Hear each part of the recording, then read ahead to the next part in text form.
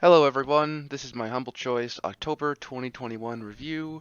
So to start right off with the main reason why you clicked on this video, do I think the choice for this month is worth the price? No, definitely not.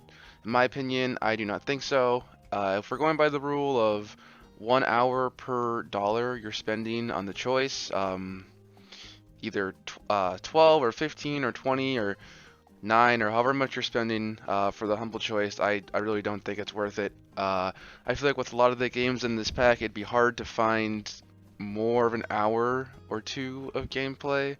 I feel like with most of these, I would just kind of install them, try them out, kind of see what there all is to see in the first hour or so, and then uninstall it, and never play it again.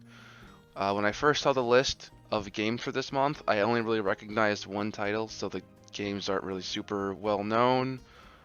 So if you're looking for a month to start the humble choice or try it or whatever else, I would definitely skip this month because the games this month aren't too great.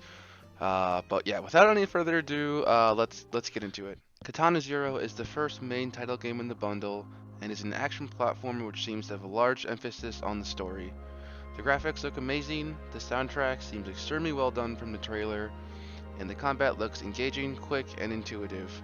This is basically the only game from the choice that I could see myself playing for more than an hour, and the game seems very similar to My Friend Pedro, which was published by the same company, Devolver Digital. Looks fantastic with great reviews. This is definitely the highlight of the bundle for me. Amnesia Rebirth is a first-person horror adventure game where you attempt to find your way through the darkness and monsters, solve puzzles, and uncover your past.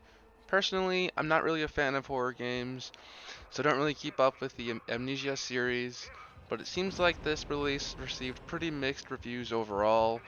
It looks to be sort of similar to Dishonored with the art and game style. If you like scary games like this, the full price is $30 on Steam, so this might be a good deal for you.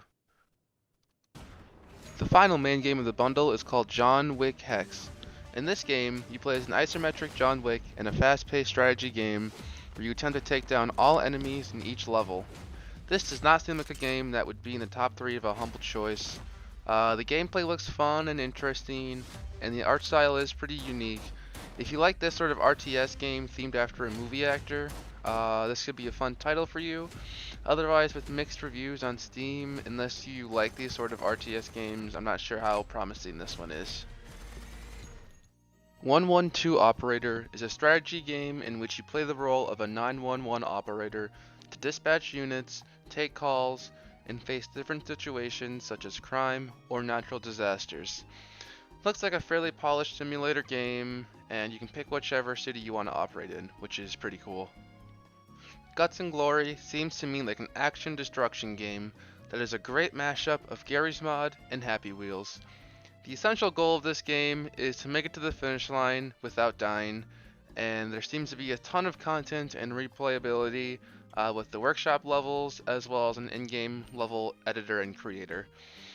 Retailing at $15 at full price on Steam, this looks like a great game to waste some time here and there. Ring of Pain is some kind of dungeon crawler using cards that honestly looks a little bit confusing from the trailer. These kinds of games are always easier when you're playing through, as it teaches you what to do and how to play. And once in a while, I actually kind of like one of these card games, and they actually end up being super addicting and fun. The art style looks super high quality and interesting, and the game has very positive reviews on Steam, so this one might be worth a try.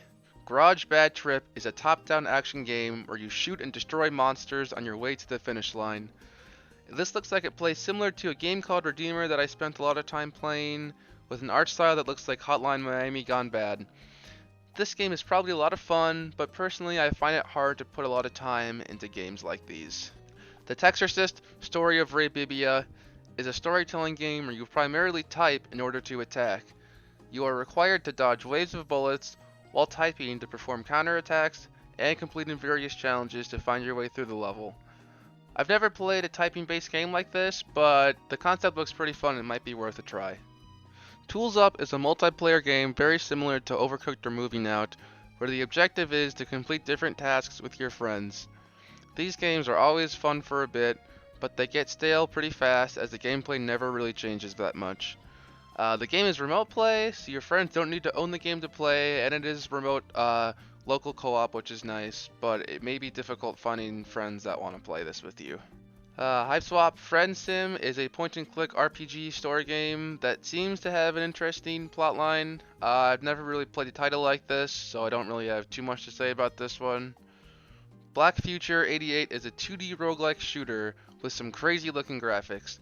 The pixel-based games are sometimes hard to get into and start playing, but the color effects in this game are way above anything you'd find in a basic Flash game. It is also released on Switch, so I'm assuming it's a very polished game, and actually looks pretty fun for being so far down in the bundle. The final game in the choice is called Syberia 3, which seems to be a game solely about exploration. It doesn't look like you have any attacks or abilities or anything. You are just taken through the storyline in the 3D universe of however you pronounce that person's name. Not really sure how much there is here for gameplay or content, but it does look interesting at the very least. So in conclusion, there are a few good looking titles in the October Choice bundle. However, paying $15 for 3 games or $20 for 9 is a hard bargain, and you might just be better off wishlisting the ones that you'd like and waiting till they go on sale or until the next choice. Thanks for watching, and I'll see you in the next one.